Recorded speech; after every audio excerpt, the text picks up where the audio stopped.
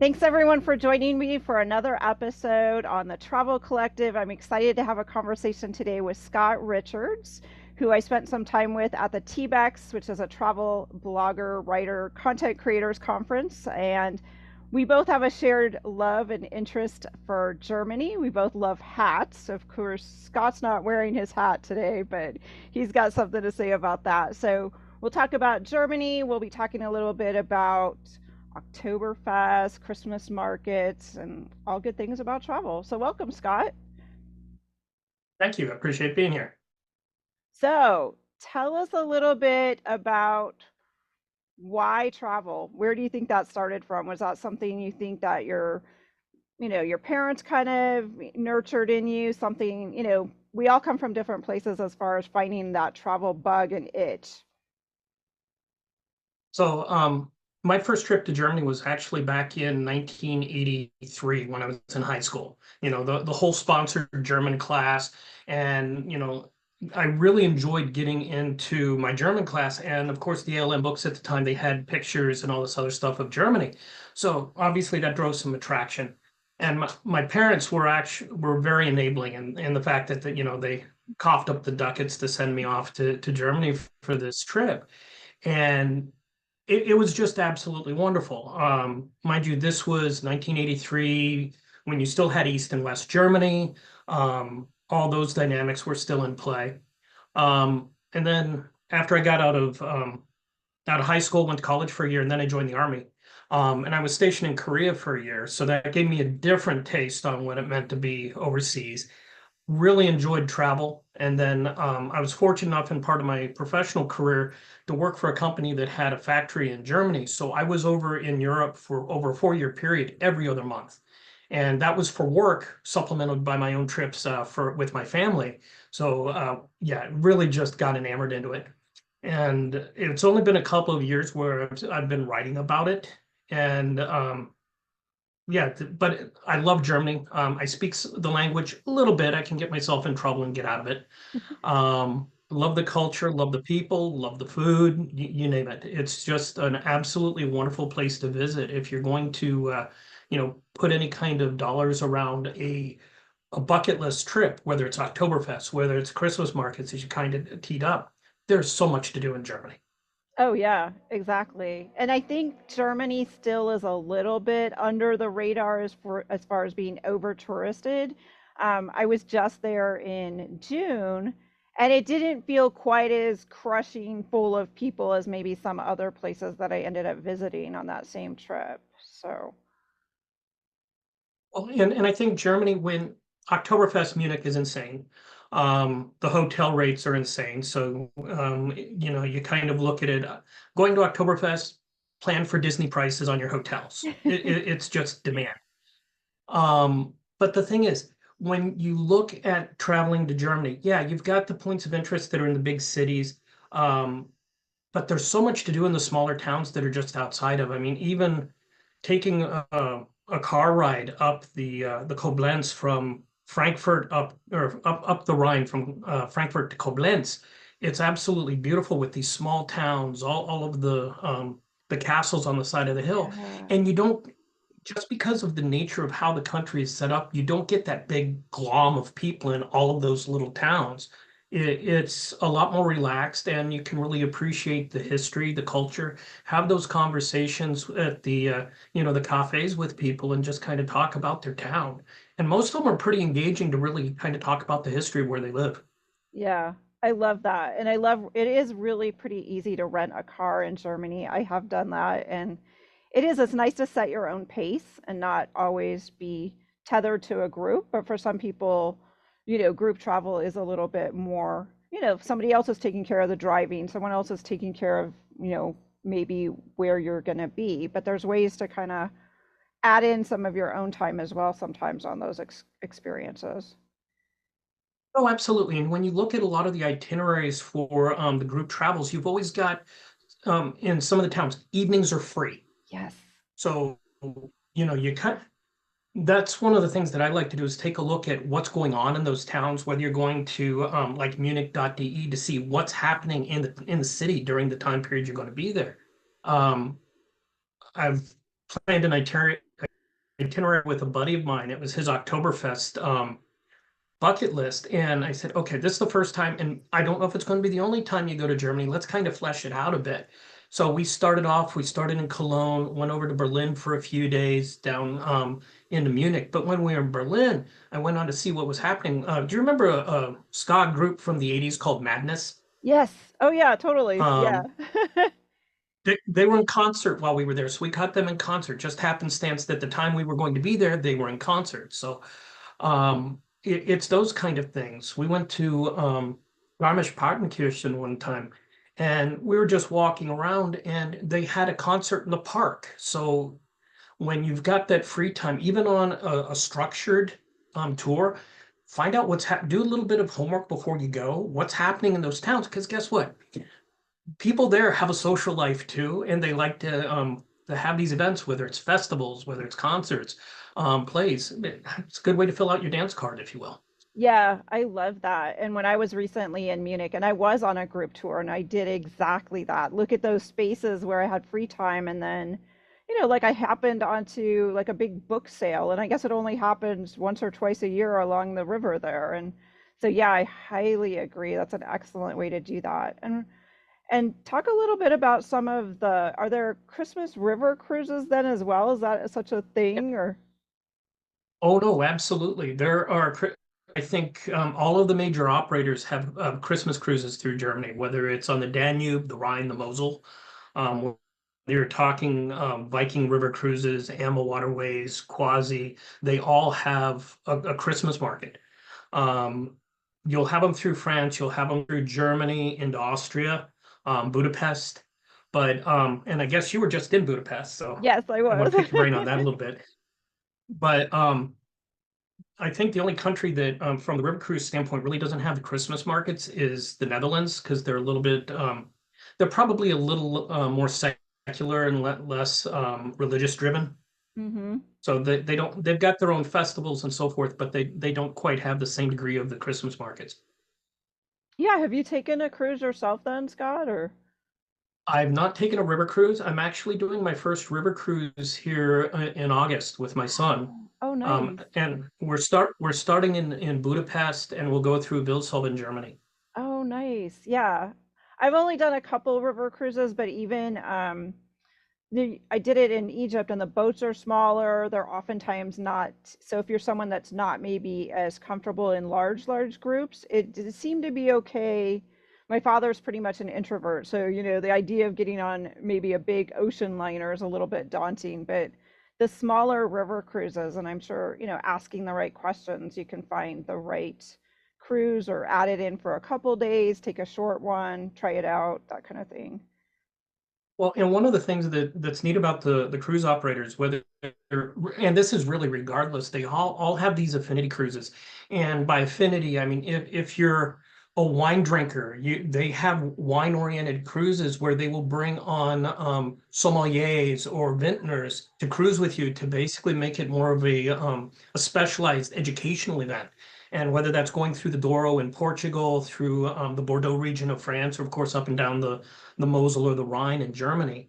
But they've got a whole, whether you're talking historical, of course, the Christmas markets are probably the themed one everyone's familiar with, but they've got historical, architectural, even Disney through National Geographic will have photography oriented river cruises where they'll actually have a couple of National Geographic photographers Wow. on those cruises with you. So it's not just from the standpoint of, how to get the right angle with the expensive 35 millimeter, $85,000 lens camera, but how you can do it with your iPhone or your Samsung.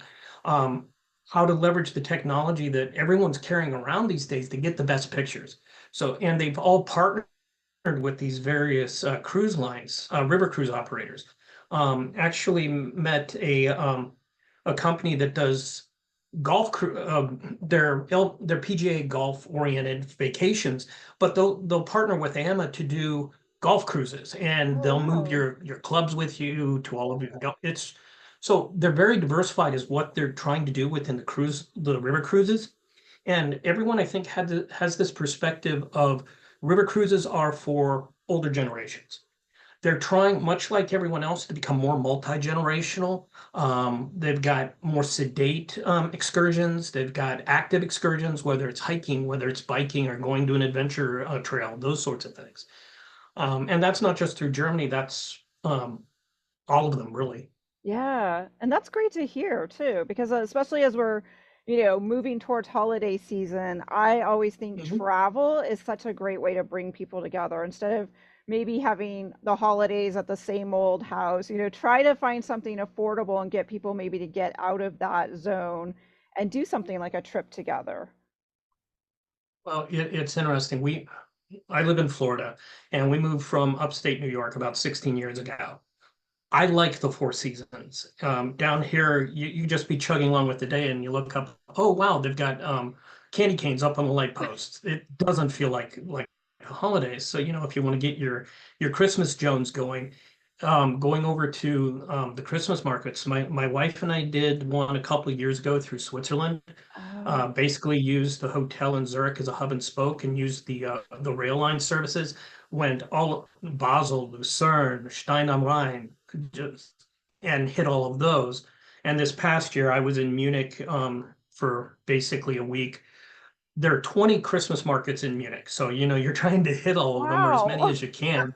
And then I did a day trip up to Regensburg. Nice.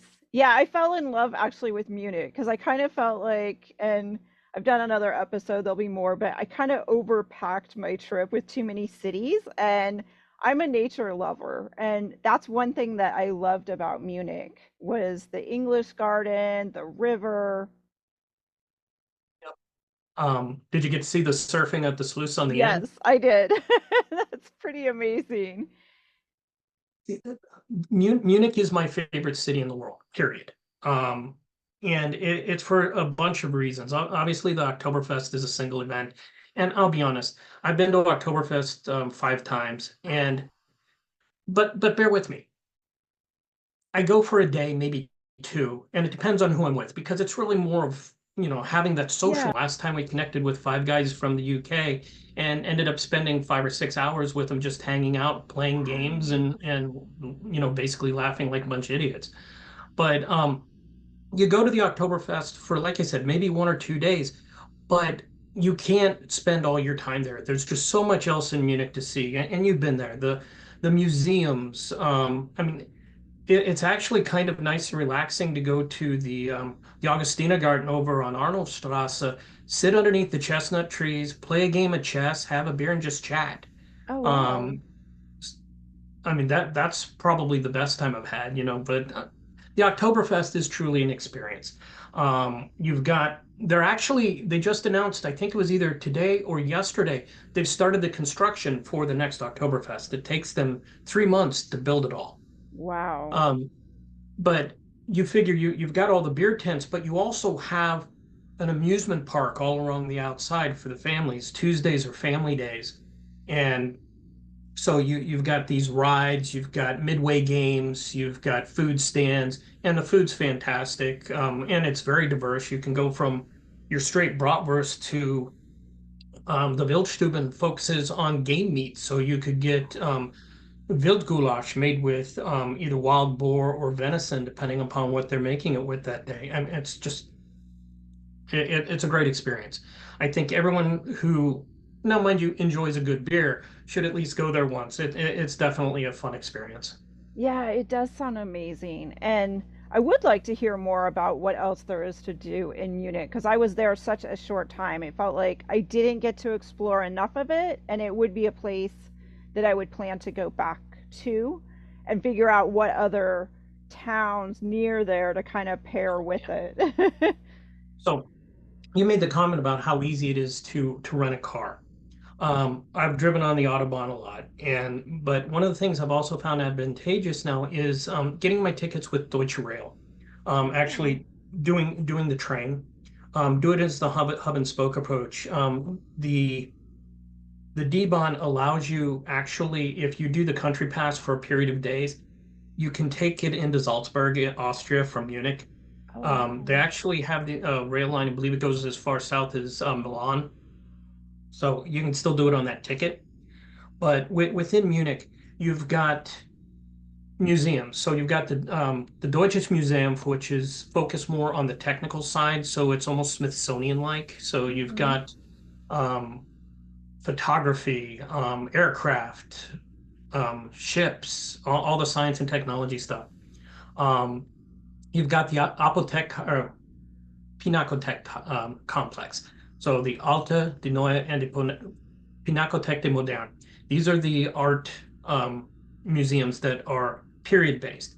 My favorite's the Alte Pinakothek because it's geared more towards the classics. So I've been when they've had Rubin Oh, nice. exhibits.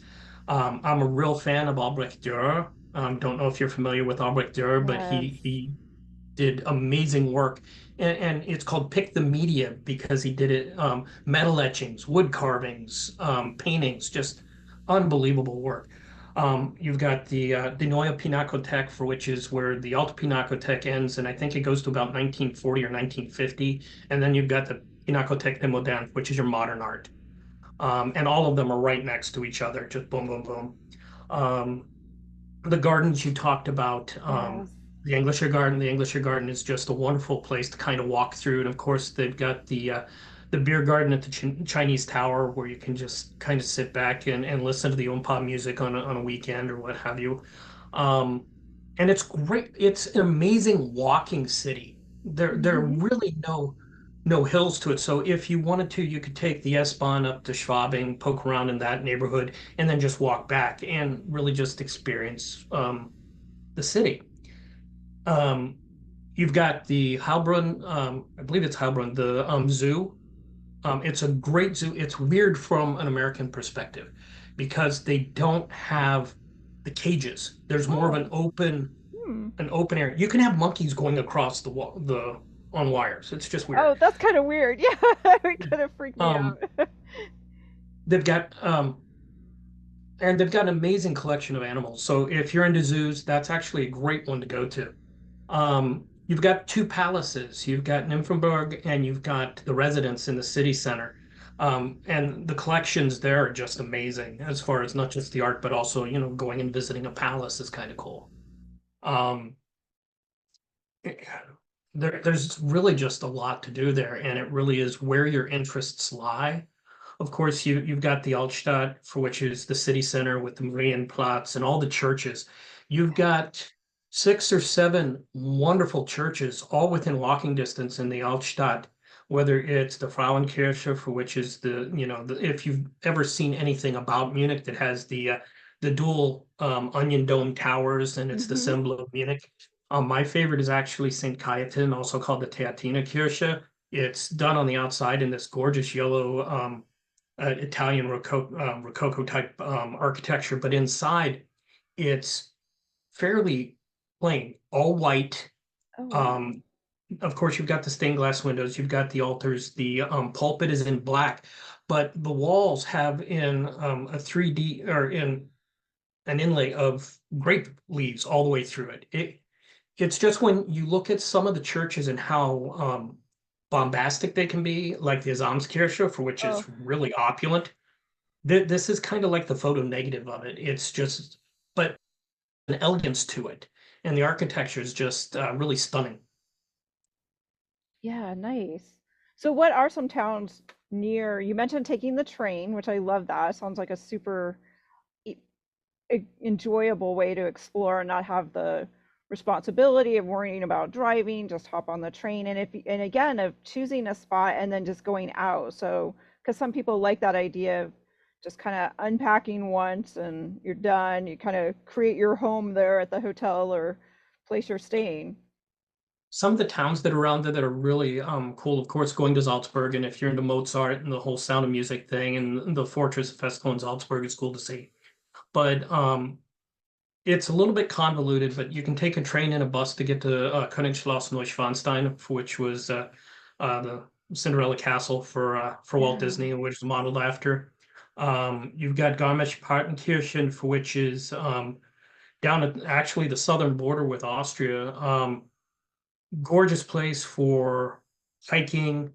You've got the Partnachklamm, the gorge driven by the Partnock River, which is really cool because what they used to do in the upper end of the mountains, they'd do the logging and they'd cut them down and just shoot them down the river through the gorge down to the mills. Sorry, a little nerdy there. No, that's Um, cool. It is true. Yeah. not far from there, you also have the Zugspitze, for which is the highest mountain peak in Germany. Um, it's real. You can get up there two ways. One is a cogwheel train that takes you through the mountain, which is really awesome. And from the Eibsee, they have a gondola that is the steepest continuous. It's. I'm not a big height fan, so Right. I'd probably stick to the trains. Yeah. But it's pretty an impressive feat of engineering there. Yeah. But there are a lot of towns that are in relatively short train rides. So Nuremberg, Regensburg, they're all just an hour or two train ride. And you can get a Bavarian pass that will, for the day, allow you to go to whatever cities you want to. Or, of course, you can do the traditional point-to-point tickets. Yeah. No, that sounds incredible. And I think Germany to me feels like I love the change of seasons. So there's some kind of things to do in all the different seasons with all the nature and the small towns and just the beautiful forests and rivers and Oh, no, absolutely. If you're a nature buff, that's definitely the place to get your fill, no doubt. And there's a big difference between the southern Germany. Obviously, we've been speaking rather heavily about Munich, but you go up to the North Sea, and it definitely has a different feel as you get up there, whether it's through Hamburg or Bremen and the like. yeah, exactly.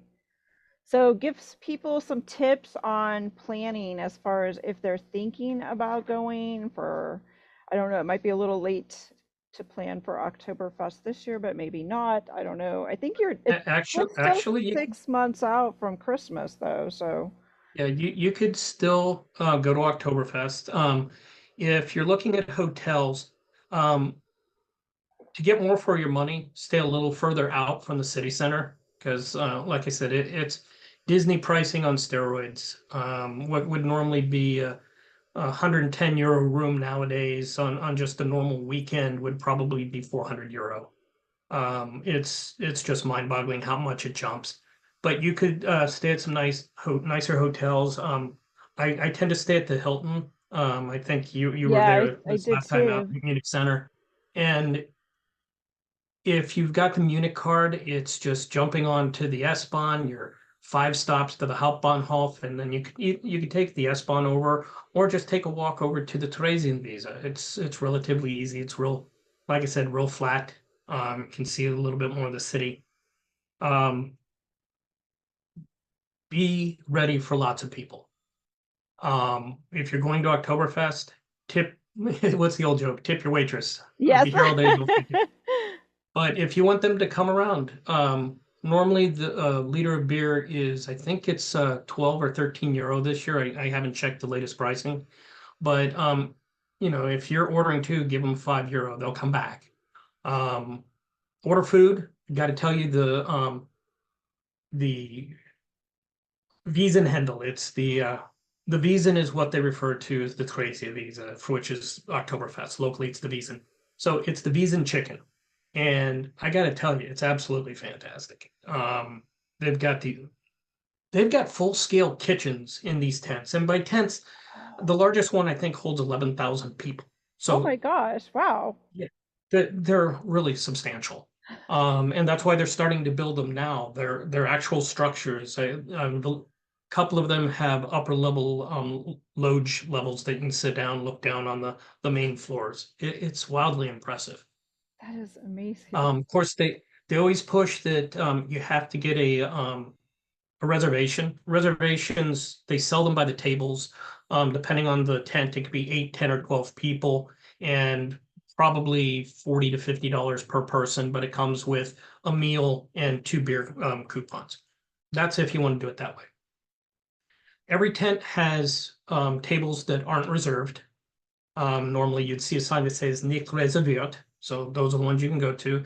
And if you're getting in there early, you can go and actually just kind of look around and see which tables they'll have a piece of paper taped to the table of when the reservation is. So if you've got Oh, an hour or two before the reservation's coming in, You can sit down, they'll serve you, but of course, probably about 30 minutes before the reservation, they'll tell you it's time to go because they have to prep the table. Right. Um, it's a lot of fun. It really is. I mean, live music starts around 12 and it's basically running all through.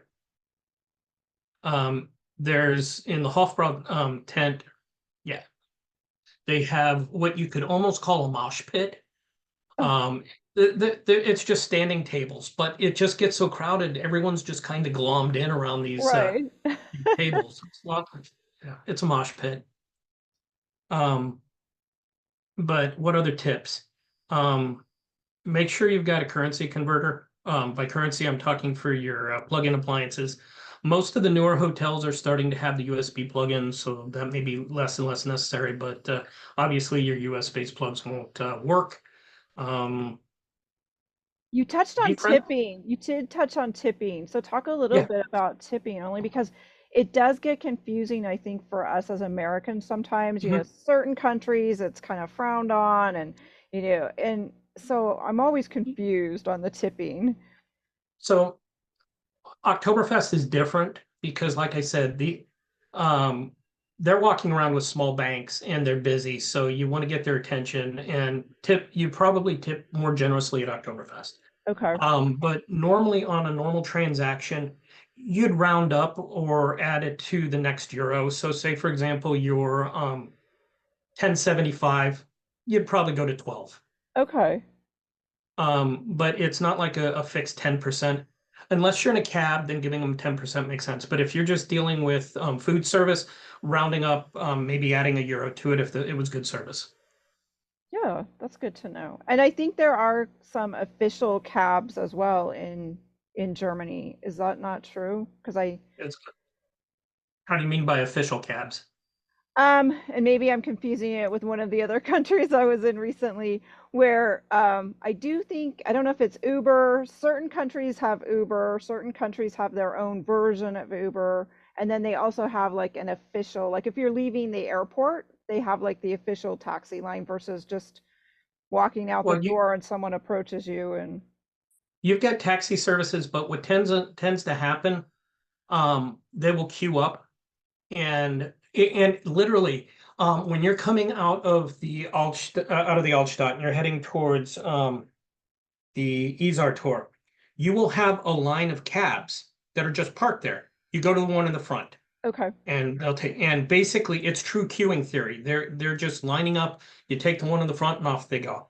At same at the Hauptbahnhof or the train stations, you'll see the line of cabs. Just go the one in front, and off you go. cool, nice. So talk a little bit about Frankfurt. We haven't talked a little bit about Frankfurt. And I know Frank, that's another hub, it's a huge airport. Sometimes people end up flying up there. Is there anything? It's been so long since I've flown through there to really. so Frankfurt, as you said, it's the primary gateway into Germany. Um, the city itself is very modern. They refer to it almost as the Manhattan of Germany. Matter of fact, one of the nicknames for it is Bankfurt because that's where a lot of the banking headquarters are. Um, there's a section of town called the Römer, for which is really the only thing that really gives you a kind of that picturesque Germany, and it's really just kind of a square. Other than that, Frankfurt is very, very modern. It's known for its apple wine and green sauce. So, but if you're looking for a traditional German or kind of that stereotypical, half timber house, you're not going to find it in Frankfurt. It's really just a very modern city. Right. It's a nice city, and it's actually, I will say this, for those of you who are worried about crime, it's very safe traveling in Germany.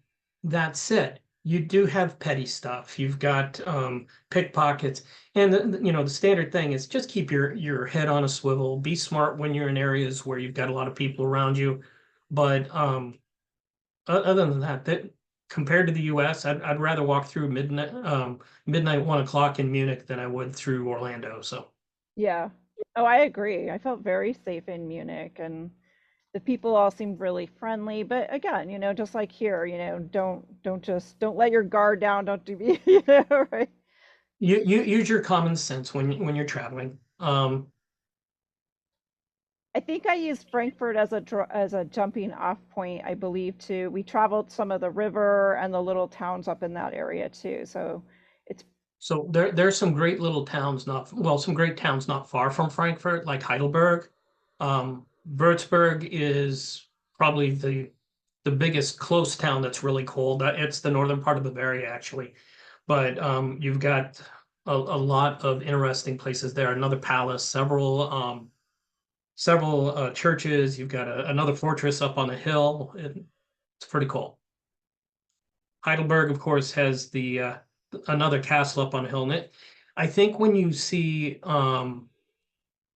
whether it's picture books or calendars of Germany, the Heidelberg Castle is going to be in it. And I guess Hemingway spent some time in one of the bars there, so it's right. Yeah. not quite George Washington slept here, but Hemingway drank here. Yeah. That's true. So we And touched, if you're go ahead. sorry, I was going to say if you're a Big Bang Theory fan, that's also where Sheldon supposedly went to school. Oh, okay. Yeah, I'm not aware of that one, but that's a No good worries. good thing to remember. So you touched a little bit about combining, like if you've got a conference or work travel, some tips on Yeah. people that, a lot of working people now that places want individuals back in the office, or there's, conferences to go to, making use of maybe working that into a trip or including family No, and no, absolutely. When in one of my previous roles, like I said, I was in Germany every other month, and it was one of those things where I would travel with some engineers, and you'd get to the point where you had meetings that you were planning to be in on Monday, and a lot of people would try and get in there first thing Monday morning, go to the meeting, so on and so forth. And the problem with that is you're just going to a meeting. You might as well do it on a Zoom call. yeah. You're not experiencing the culture. You're not experiencing anything. So normally, what we would do is you'd normally get a cheaper rate on your air flight if you're flying out on a Friday and you've got a Saturday stay going into the next week. So you could almost make a business justification to fly out on on Friday, get the lower rate, Yeah. cover it with a hotel, and spend Saturday and Sunday adjusting to the time zone, but also getting some time on the ground in this country rather than just in the office. So we would go and walk around the local town before we'd ever go. Like I said, you'd go to sleep and be ready on Monday for your meetings, but you'd be able to walk around and see what's in the town that you're in. And there's so much benefit to that because otherwise you're missing the opportunity of really appreciating going to another country. Yeah, Yes. you can flash on your passport. Hey, I've been to Germany. What'd you do? Went to a meeting. Yeah, you didn't really. I know, right? Yeah, that Well, is and so true. and it's tough. I mean, we were just in San Sebastian, and my window was real tight due to some personal priorities, my daughter's 18th birthday, that sort of thing. But I tried to get as much as I could jammed into those 3 days, but part of that was the sessions that we were in. Yeah. So those windows kind of got twisted, and you're not as we write about these towns that we visit. I have to look at how I look at promoting a location like San Sebastian or Munich or whatever in the mindset of this is perhaps is how a business traveler could take advantage of this and some things to see because you're not going to have a lot of time. Make the most of the location visit as you can. And that's Yeah. basically what I did. What, 3 days? We kind of bounced as much as we Yeah, could we and off we went. did. Yeah, exactly. We sure did. Talk a little bit about the food in Germany, because I think the food to me, I really enjoy it, and I think it's a lot more diverse than people's perception or old thinking of it is. So traditional German food, I think the best way to say it is comfort food. Meat and potatoes, some warm soups, Yeah. bread. Um, that's the best way to say it. But it's also fairly diversified within the culture. One, probably the most popular quick food for Schnellenbiss is getting a doner kebab, or for which is basically a Turkish gyro. I mean, it's you go, you've got the vertical rotating chunk of meat that they're cutting it off and making a gyro for you. That's probably one of the biggest foods. Um, some of the best pizza I've ever had has actually been in Munich. Yes. Just everything tastes fresher. Yes. Um, and of course they know how to make bread, so pizza dough is a good fall in. You've got some fantastic restaurants all through it, and it's pick a cuisine. You can find a Japanese restaurant, you can find Lord knows the number of Middle Eastern restaurants over there. Of course, like you said, the German food, sausages, and of course Munich is kind of unique because they have the Weisswurst. Traditional Bavarian breakfast is Weisswurst, which you peel out of the casing, you eat the interior with the sweet mustard, and you wash it down with a Hefeweizen. No, what Yeah. better way to start breakfast? There you Way to go. start the day. Right. Silly me, I started with coffee. Yeah, exactly. Do you have tips for people when they're trying to find a more local restaurant? Um, so more local. So that's an interesting question because a lot of the breweries in Munich sponsor restaurants. So like Polaner im Tal, it's sponsored by Polaner. You've got Der Schorf, which is in the Victualenmarkt area. The best way that I could say it is just spelunk around.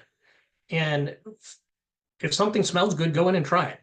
Um, there's there's a lot of commonality, I guess, to the spice palette that you see within the traditional German food. So the nuance really comes into how it's prepared. Um, but you can't go wrong with pork unless you're a vegetarian. There are vegetarian options out there, but if you're an omnivore or a carnivore like I tend to be, sausage, beef, pork, you name it, it's there. One interesting place, and I don't know if you saw it, it's called Italy. Yes, I did see that. Italy is cool. Italy is a all-encompassing Italian grocery store. So pastas, dried porcinis, you name it, you can get it there. Sauces, but it also has two Italian restaurants in there. One is kind of more your quick sandwich, pizza slices, so on and so forth, and the others I won't call it white tablecloth, but it's definitely a little bit more of the sit down and enjoy restaurant. But that was actually kind of interesting. Never haven't been to a restaurant that was basically integrated into the Yeah, um, exactly. fine cost. But there are some interesting restaurants or shopping experiences if you're looking for gourmet foods. Dahlmeyer, I don't know if you're familiar with them. I don't think I've Dahlmeyer heard is what's of called a fine cost. It's gourmet foods. You can go in and you've got the fresh butcher, you've got the seafood.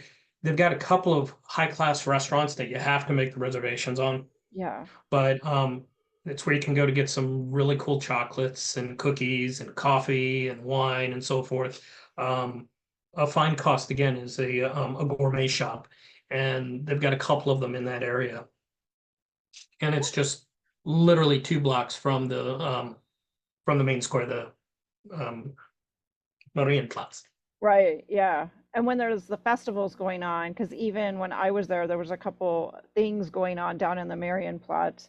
They had tents and things, so it was kind of fun. You could just go and maybe pick something up and then go to the next tent and take a look at that. And if there was a long line, I was like, all right, well, that must be pretty good. That's where all the people are lined up. There must be a reason. The one thing that's year round is the Victualenmarkt, which is just down by the old Peter and the Marienplatz. That's where you've got the open air vegetable market, fish market. You get honey there, and they've actually got a beer garden that they rotate every day. A different brewery's beer is represented. Oh, Obviously, all wow. from Munich, but they've got the maypole in there and everything else, and that's a good place if you're going in the summer, just to kind of sit down and meet and chat and you know grab a light bite, and it's relatively cost effective. Yeah, nice. Well, Scott, it sounds like you have a great love of Germany. I know we're getting tight on time so that you can make sure everyone gets fed. So tell people a little bit. I know we just started maybe to talk about too. It's not too late to look at traveling to Germany for Oktoberfest or Christmas markets. And I know you mentioned there might be some tours you wanted to say a bit about. So, No, no. So from my history, I was in supply chain for 25 years and started my blog. You brought up the joke about the hat because I blog under a name of the Old Man in a Hat Travelog and Tips. So MIH-Travelog and Tips. Recently, I started Time Honored Travels as a travel agency or a travel advisory service. So I guess when you sit back and look at the timeline right now, there are still river cruise options that are available, although they are starting to sell out. And it's interesting because the cruise industry, despite all of the concerns of the environmental impact and so forth, ocean cruises and river cruises are very popular. Um, the AMA Waterways has a great comment. It says, ocean cruises take you to countries, river cruises take you through countries. And it's a great way to look at, you unpack once and you can see multiple cities. They do all the driving, so to speak. It's a good experience. But doing Christmas markets, I'll be honest, I like spelunking around. Um, I've only been on a few organized full-term tours. I like doing day tours in different locations, just kind of going on, finding whether it's tours by locals or one of those, much like we did in yes. San Sebastian. You go and you pick a day, I'm going to be guided. Let them take me here, um, go to Neuschwanstein, and then the rest of the time still yours. And you've got the ability to kind of pick through. I will say this, Google Maps is a godsend. Yes. It is fantastic. I mean, from the standpoint of you no longer really have to ask your concierge at the hotel how to get somewhere. So if you're uncomfortable with the language issue, you can plug it in on Google Maps and it'll get you there. And the other thing that's kind of neat about it is you can go to Street View and it becomes like your Ford Observer. You can see what the front of that store looks like and what the street looks like. Yeah. So that's definitely a good tip. And that's not just Germany. That's anywhere you've got self-service, to be honest. Um, that's about it. Yeah. All right. So if people want to reach out to you, Scott, what's your website again and the best way to connect if they've got further questions about going to Germany or going to any of the other fabulous places they might be considering? No, absolutely. My website is timehonoredtravels.com. That's if you do want to have any travel arrangements, I'm happy to support, obviously. From my personal blog, it's omiah-travelogandtips.com. Got to get the old man in a hat in there again. Don't have one on indoors. That's a military thing. You never wear a headgear indoors unless you're being fired upon. Oh no. Okay. Well, then you want to have your Kevlar to, protect your head. But Right. no, it's one thing that's interesting. And again, I truly appreciate the opportunity to share truly my passion for one of the most wonderful countries. It's a great travel experience, regardless of your age. I've taken my kids to Germany. I think my son was 5. My daughter took her first steps in Germany when she was a little over 1. And it's just such an amazing history to it. Some of it dark, obviously, but it's also amazing to appreciate a church that the cornerstone was established in 900 AD, and meanwhile our country's just looking at its 250th anniversary here in 2 years. So the perspective of history Yes. really is kind of awe-inspiring if you think about it. Yeah, and just the resiliency of the people. It's a beautiful country. I don't think it Mhm. often gets its due through the photos, and the food is actually really amazing. And like you said, Scott, it's super fresh. I just found the food was all super flavorful. And check out Time Honored Travels with Scott and read his blog, OMI. OMIAH. It's going to be attached to the site. Travelogandtips.com. But Great. again, thank you, April. It's great talking to you. Great seeing you. Yeah, take care. Thanks. Bye bye.